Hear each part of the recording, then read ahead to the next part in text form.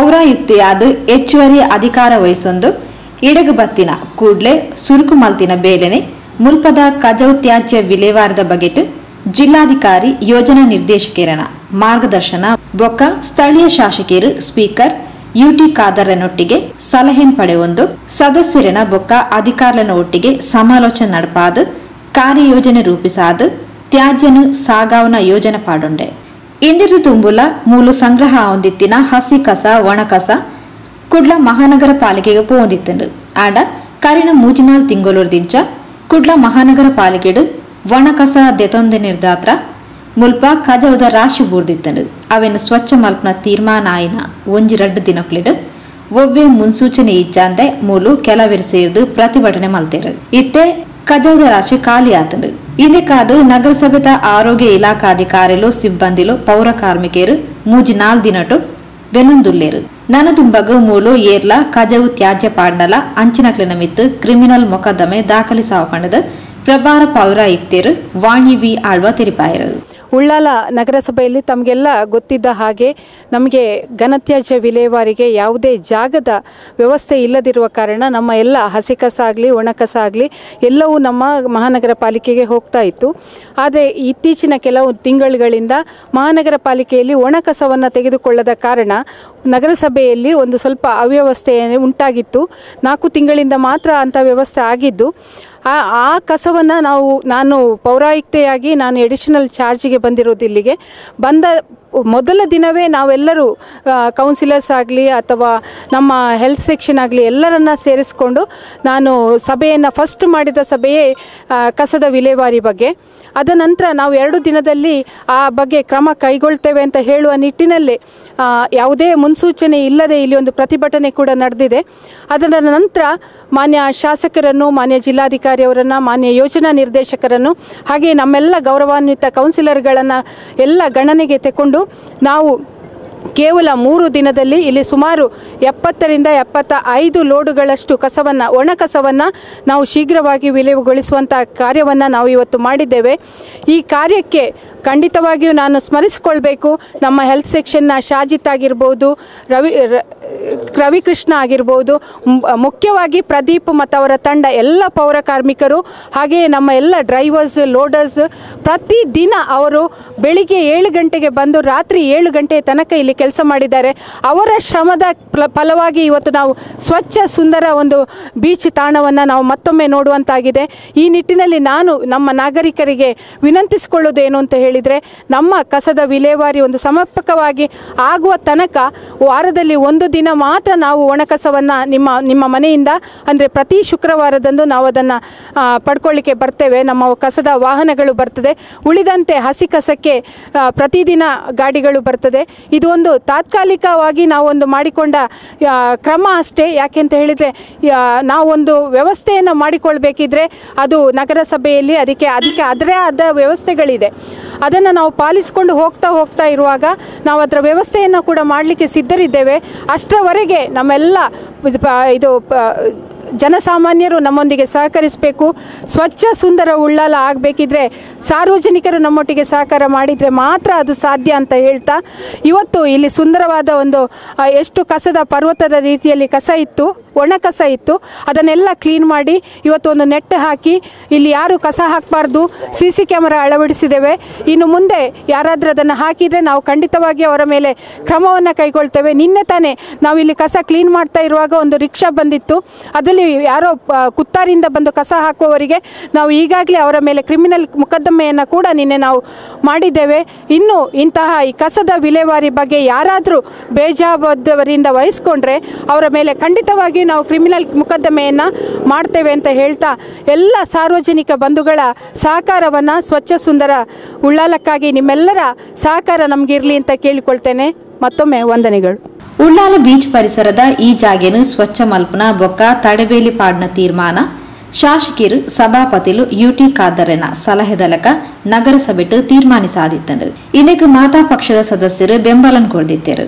ಆಂಡಲ ಕೆಲವೊಂಜಿ ಜನ ಸೇರ್ದು ದಿಢೀರ್ ಪ್ರತಿಭಟನೆ ನಡಪಾದ ಇಂದನೊಂಜಿ ಮಲ್ಲ ವಿಷಯ ಮಲ್ಪೆರತಿಯರು. ಉಳ್ಳಾಲ ನಗರಸಭಾ ವ್ಯಾಪ್ತಿಡು ತ್ಯಾಜ್ಯ ಸಂಗ್ರಹಗ ಪ್ರತ್ಯೇಕ ಜಾಗೆ ಇಚ್ಛಾಂದಿರದಾತ್ರ ಈ ಜಾಗೆಡು ತ್ಯಾಜ್ಯ ಸಂಗ್ರಹ ಆದ ಕುಡ್ಲಾಗ ಸಾಗಿಸಾವುದಿತ್ತಂಡು. ಸದ್ಯಗೂ ಅವು ಉಂತಿನದಾತ್ರ ಒಂಚೂರು ತೊಂದರೆ ಆಂಡು. ಅವೇನು ವ್ಯವಸ್ಥಿತವಾದ ಸರಿಮಲ್ಪನ ಬೇಲೆ ಆವೊಂದುಂಡು ಪಂಡದು ಉಳ್ಳಾಲ ನಗರಸಭಾ ಉಪಾಧ್ಯಕ್ಷರು ಅಯ್ಯೂಬ್ ಮಂಚಿಲ ತಿರಿಪಾಯರು. ಉಳ್ಳಾಲ ನಗರಸಭಾ ವ್ಯಾಪ್ತಿಯಲ್ಲಿ ಬಹಳಷ್ಟು ಸಮಯಗಳಿಂದ ಮನೆಗಳಿಂದ ಸಂಗ್ರಹಿಸಿದಂತಹ ಕಸಗಳು ಸಕಾಲಕ್ಕೆ ಅದನ್ನು ನಾವು ಮಂಗಳೂರಿಗೆ ಕೊಂಡೋಗಿ ಕ್ಲಿಯರ್ ಮಾಡುವಂಥ ಕೆಲಸ ನಡೀತಾ ಇತ್ತು. ಈಗ ಒಂದು 2-3 ತಿಂಗಳಿಂದ ಕೆಲವು ಕಾರಣಗಳಿಂದ ಆ ಕಸಗಳನ್ನು ಅನಿವಾರ್ಯ ಪರಿಸ್ಥಿತಿಯಲ್ಲಿ ನಮ್ಮ ಇಲ್ಲಿ ಸಮುದ್ರ ತೀರದ ಈ ಪ್ರದೇಶದಲ್ಲಿ ಅದನ್ನು ಹಾಕಿ ಆದಷ್ಟು ಬೇಗ ಅದನ್ನು ವಿಲೇವಾರಿ ಮಾಡುವಂಥ ಒಂದು ಅವಕಾಶ ನಮಗೆ ಸಿಗಲಿಲ್ಲ. ಆದರೂ ಕೂಡ ನಮ್ಮ ಈಗ ಬಂದಂಥ ಒಂದು 10 ದಿನಗಳ ಏನೋ ಆಯಿತು ಕಾಣಬೇಕು, ನಮ್ಮ ಹೊಸ ಕಮಿಷನರ್ ಪರ್ಮನೆಂಟ್ ಅಲ್ಲ, ಅವರು ಚಾರ್ಜ್ಗೆ ಬಂದವರು 9 ದಿನ ಆಯಿತು.